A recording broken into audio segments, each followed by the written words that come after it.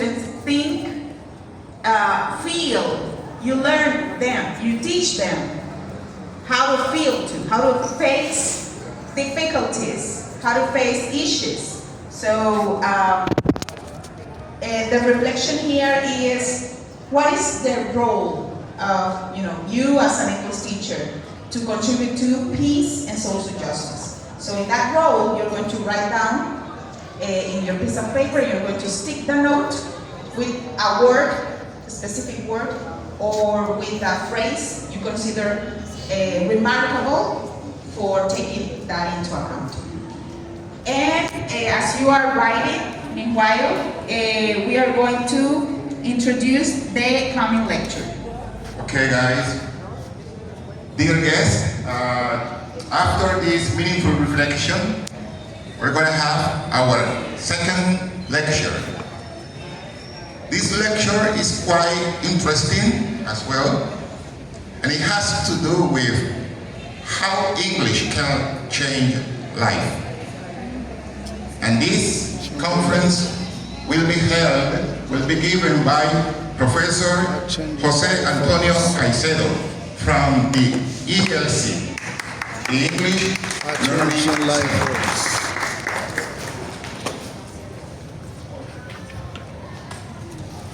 Your husband. I'm gonna follow your lead. So I gotta do it right here. All right.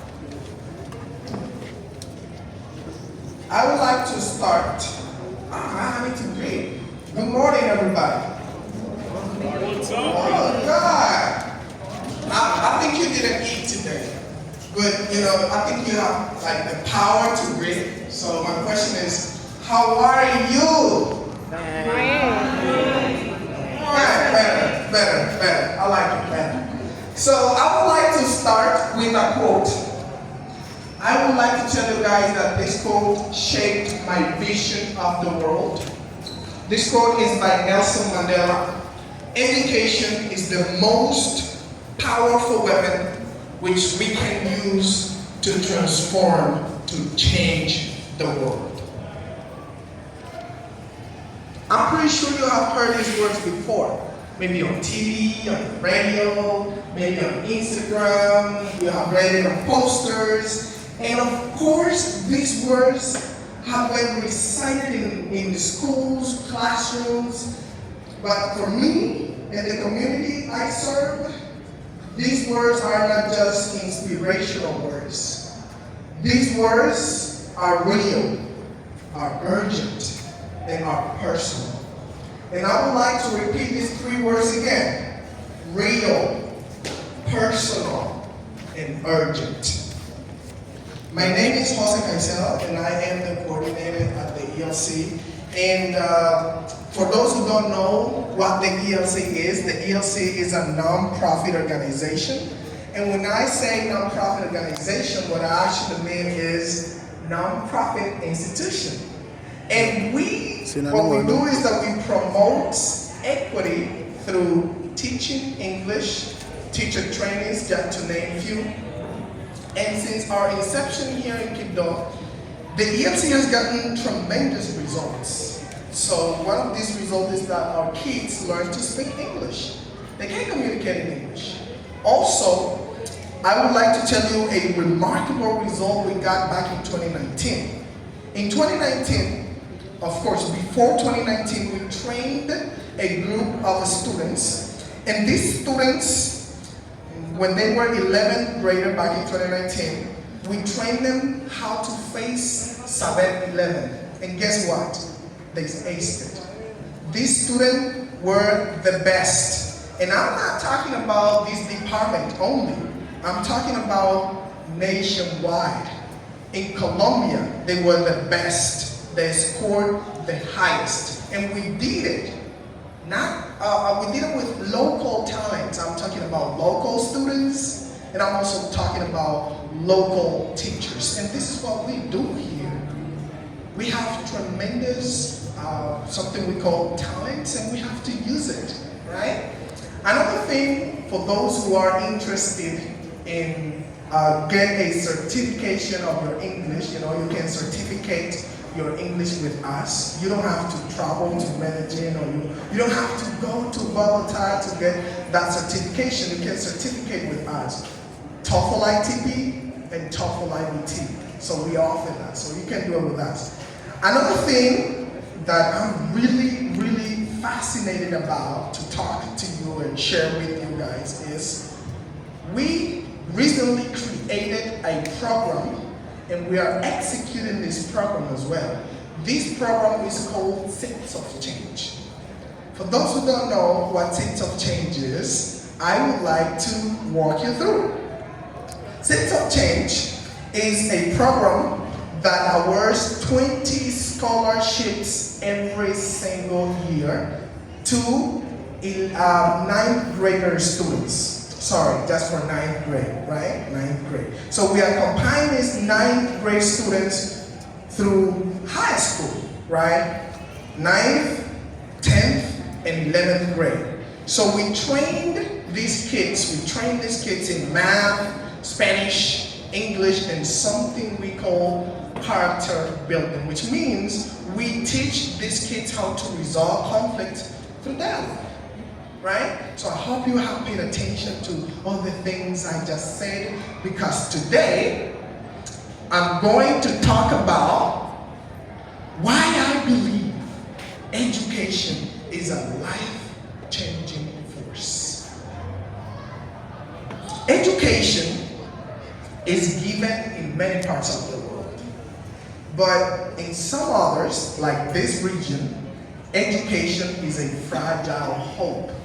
It's often interrupted by poverty, it's often interrupted by violence, corruption, and lack of access, right? So, I have met lots of students who walk long distances to come to the ELC, they walk long distances to go to school, and I also have taught students who have never held a book in English, but their eyes light up when they finally learn to talk about themselves, when they finally learn to say their names, to talk about their dreams, future plans in another language. This is priceless. The faces they make, it's priceless. That's why I believe education is not just about passing exams, recalling information, or maybe learning facts. Education is more about knowing who you are and who you can become. And I believe education is power.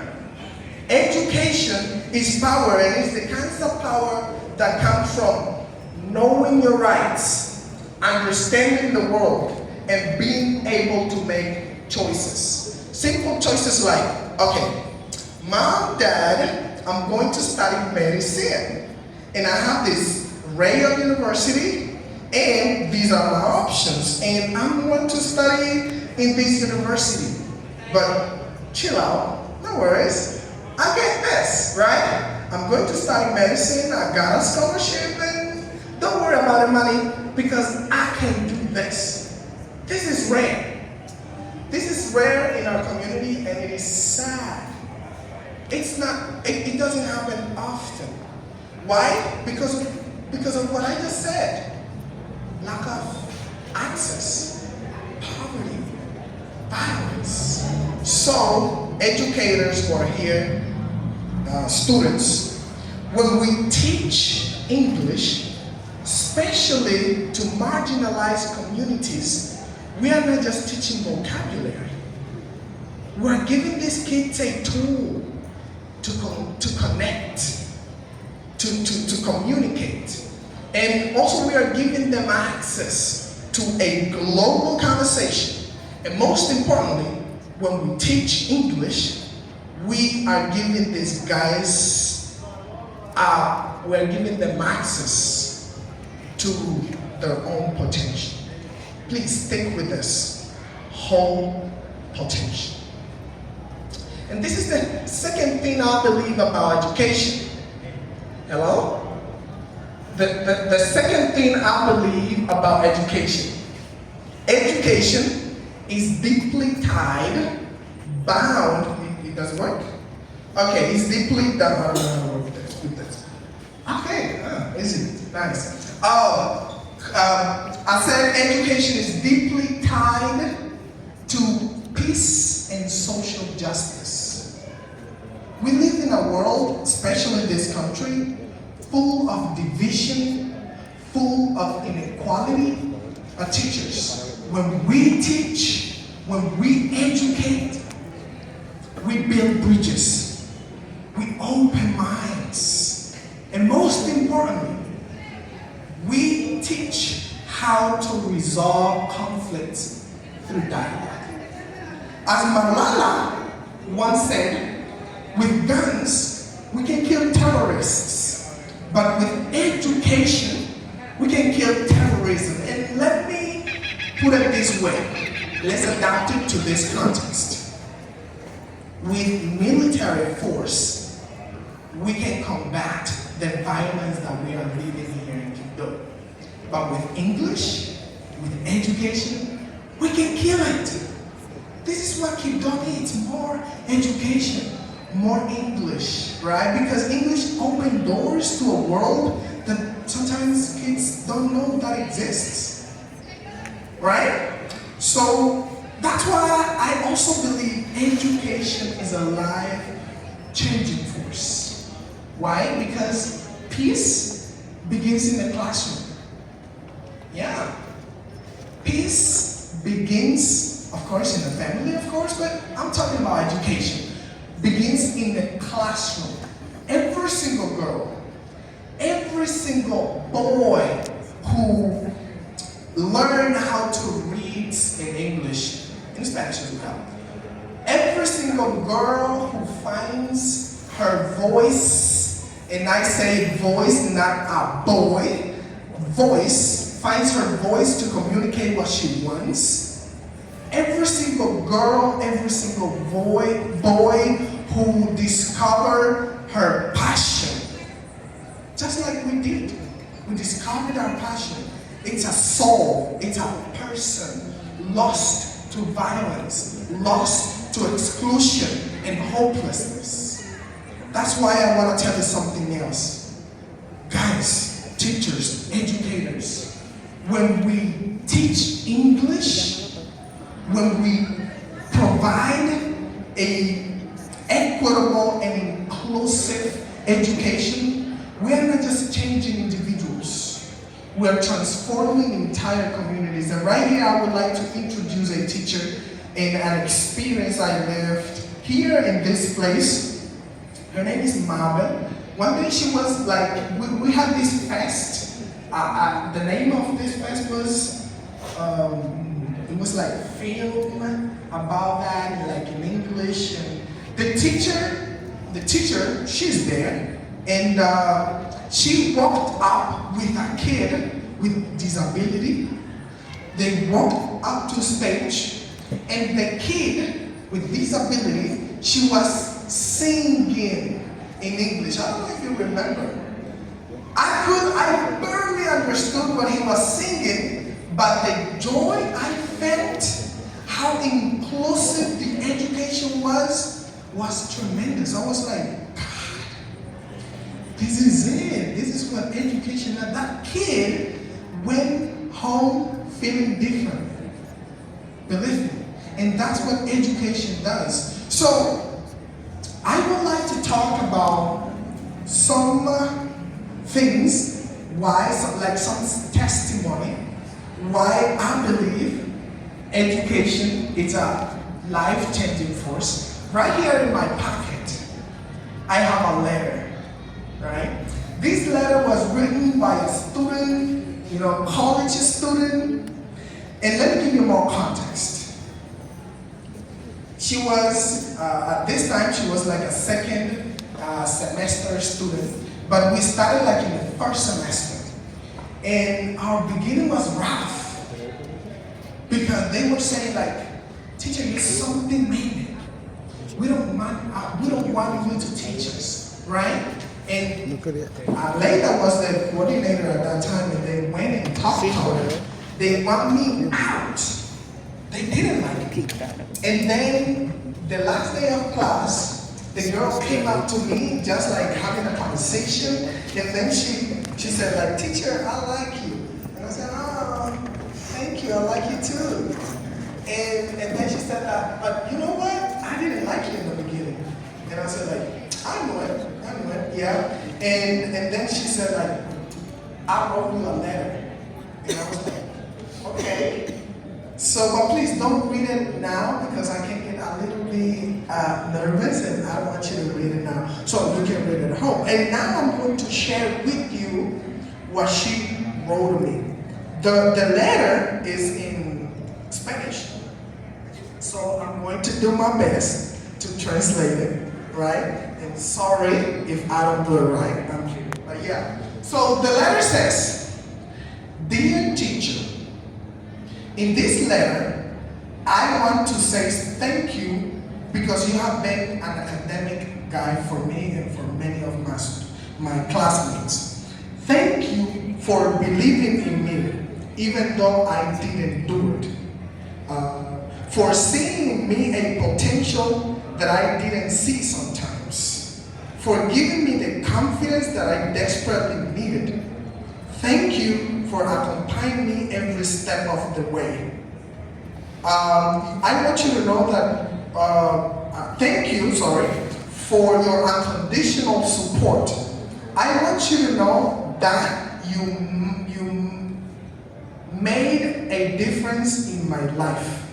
I also want to tell you that the way you teach not only transmits knowledge, but patience, vocation, and desire to learn.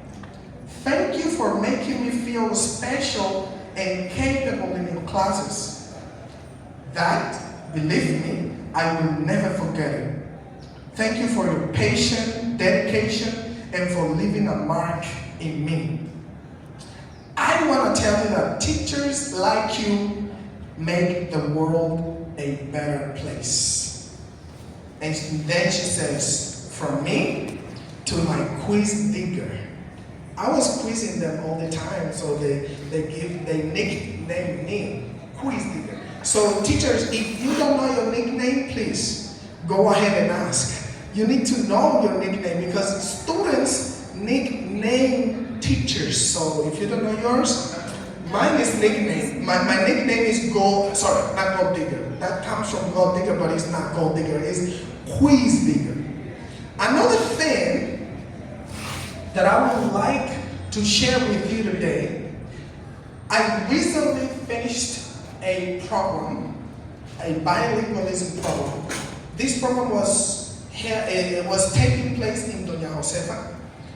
I think you know what what is Doña Josefa, right? It's a rural community, it's really close to here. So every single Saturday, I was traveling to teach English. I was excited. Let me tell you some history about it. The first day of class, I was kind of happy but a little bit worried because the only thing these students could say was, hello and my name is. I was like, oh. But that's not what the thing. The thing was that they had like a narrow mindset. One day, the second class, we were there and a student stood up after me, like trying to correct his pronunciation and saying like, teacher, I'm not American, right? I'm from Colombia and I speak Spanish. And that was like contagious because the next day, another student stood up and said the same thing. So I had the conversation with them and I just said like, guys, this is the upper hand. If you learn English, you can do this and you can do this. And guess what? Last Saturday was the closure. And that student, the first student who said that, I'm not American, he was awarded a recognition because of his excellence in the program. So he was the best student. And guess her mom, my goodness, she was back there and she was yelling, that's my son, So the community begins to believe. So this is what we do, educators. We change these kids' life, we change these kids' mentality, and this is the power of education. Another thing that I would like to mention, I have 2 more testimonies that I would like to share with you. This testimony, it's of a student, a girl. One day we were having this class about future plans, and everybody was talking about it. And then a student stood up and said, teacher, I want to be a nurse. Another one, I want to be an English teacher. I want to be a doctor. And one student stood up and said, I want to be a mother. And I said, that's nice, yeah, cool, congratulations. And then she went on and said, I want to be a mother this year. I said, like, what? And I was shocked, right? Because she just 16 years old. Sorry, 17. She turned 17. And I was like, oh. We had a conversation. I showed her the downside of having a baby at that age. But she was like, my words felt like hitting a rock. She was solid like a rock. And she was like, okay, this is my decision, teacher. I want to be a mother, all right? And guess what? One day, we have like this break. Like a month later, I was eating my cheese steak with soda. And I was like thinking, okay, that's nice. Okay, this cheese steak is nice. It's amazing. Oh, lots of cheese here. And then I heard a girl having a conversation with that girl, I'm telling you. And it's like, you know what? Next year, I'm going to Kido because I'm going to be a nurse. I'm going to study.